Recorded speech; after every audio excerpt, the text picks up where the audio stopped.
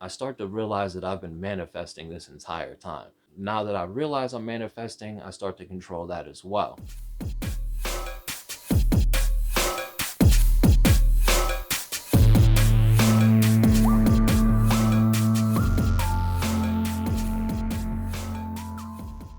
Just to fast forward, I meet a girl, things are going good for a little while. We have a bad fight. I go to jail.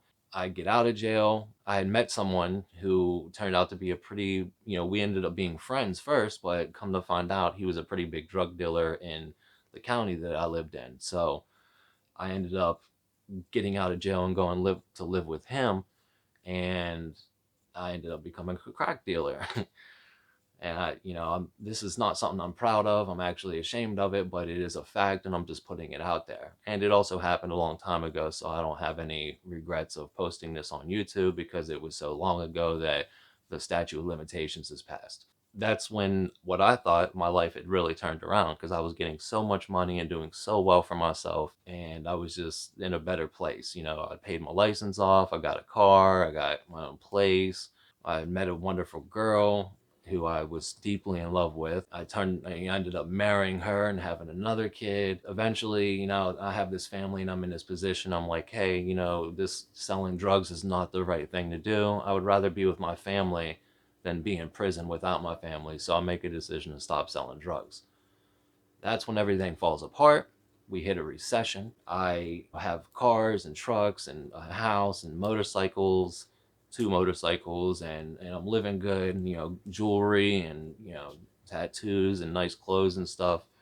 But I was not able to keep everything together, especially during a recession, and especially giving up my main source of income for what I thought was, and I still know was, a good cause, to be a family man and to try to do the right thing for my family. I lost everything. I did move back in with my biological father, went back up north with my family and tried to restart, and everything was going good for a little while. I became a coal miner, which is a good paying job, but that wasn't meant to be either. My biological father decided to evict us a month after I got that job, so I wasn't quite ready to get my feet underneath of me, and it just needed a little more time. But he's always been a very selfish person, and he didn't see it that way, so he didn't want to help us anymore, and he kicked us out. Unfortunately, we got a place, but unfortunately, he decided that he was going to file taxes for my daughter, who he never bought anything for, that took care of, babysitted, or nothing like that. And we lost our income tax, which was the money we needed to give the new landlord. The he let us move in without paying the deposit, and we owed him that deposit, and he wasn't happy about that and wasn't understanding of our situation, so he actually evicted us too. And long story short, we end up back in Florida, and that's when things really started to fall apart. uh, just to brush through a lot of bad stuff that actually happened. Little things. I get in trouble. Me and my wife are always fighting. We had cheated on each other several times in between all of that other stuff. And so our marriage was unraveling. We were broke. We end up getting a divorce. We end up splitting up and trying, but she decided she left me for another man. It just broke me. It broke me. It completely broke me down. Like we ended up getting a divorce, but I wanted to keep my family together for good reason. I never had a real family of my own, and I wanted to hold on to this one. So it just wasn't meant to be.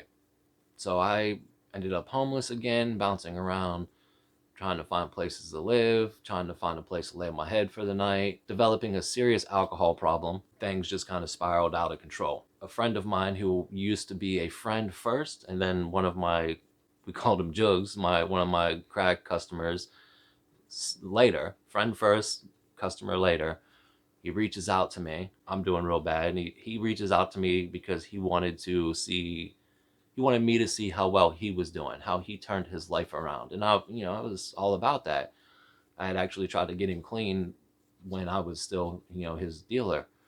So, we set up an arrangement where he came to pick up me and actually my daughter, because I had her for that weekend, and I go to see what he's doing. And he owns and operates his own halfway house. He's doing really good for himself. He's helping other people. He changed his life, and he's working to help people change their lives.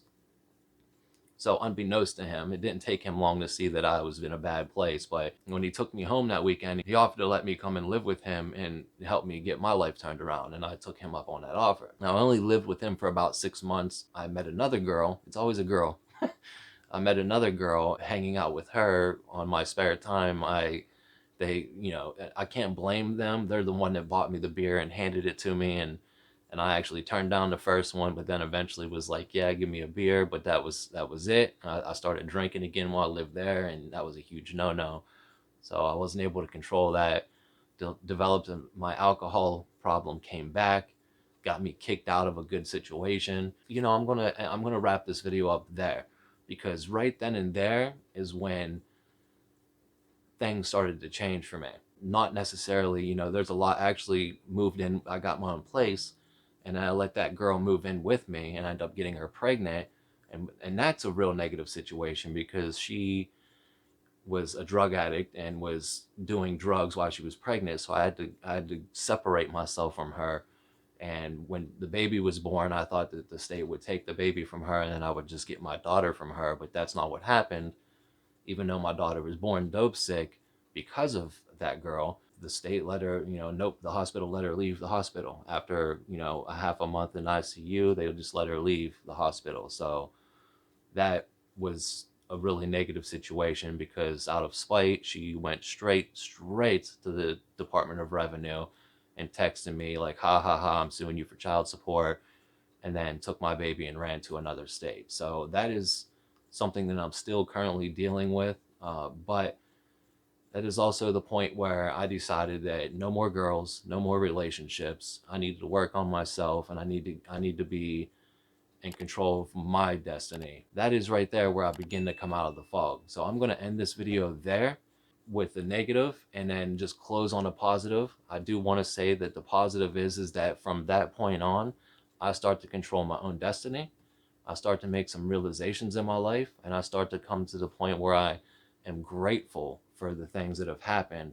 And I turn that into a positive situation that pushes me further into gratitude, and pushes me further into being in control of my destiny. And more importantly, I start to realize that I've been manifesting this entire time. Now that I realize I'm manifesting, I start to control that as well. So I am extremely grateful for where I am today. So this video went way longer than I wanted it to, and I'm going to try to edit it to the best of my ability. And again, I know I brushed through a lot. If there is something you want to know more about, or if I left something out, or if your interest is piqued on a certain subject in this video, please reach out to me. I do want to inspire people with my story. That's the reason I'm putting this out there. And I am going to do the next video from that point, because I want you guys to see how I came out of a situation and how I did it. That way, if there's anybody out there that's dealing with some rough times right now, or had a rough past and just doesn't know how to turn it around, or is letting their past affect their present, please stay tuned for the next video and see that you can be in control of this situation. You do not have to let the past weigh you down. So I just want to thank you for watching. Leave a like, leave a comment. Please subscribe to my channel, show me some support. And as always, I want to end by saying I wish you well, I wish you love, I wish you abundance, and I wish to see you soon. Okay, there's part 3 of this series. Now, we reached the end of the negative section of this series, so I'm very super excited to bring you the positive side of it. So stick with me. That's coming out next week, Wednesday, 8:10 p.m. Eastern Time. If you found any value in this video, hit the like. Obviously, I need some support for my channel. So if you would support me and subscribe to my channel, I would be truly grateful and appreciative of that. And share this video. You never know who will find some value in these words. You might inadvertently help somebody through a dark time just by showing them how I went through a dark time. And now here I am on the other side of that, still being positive, still happy and grateful for where I'm at and where I'm going. So as always, thank you for your viewership. hit the like, hit the subscribe, share, leave a comment below if you have any questions, thoughts, or concerns. And as always, stay blessed, my friends. Stay blessed.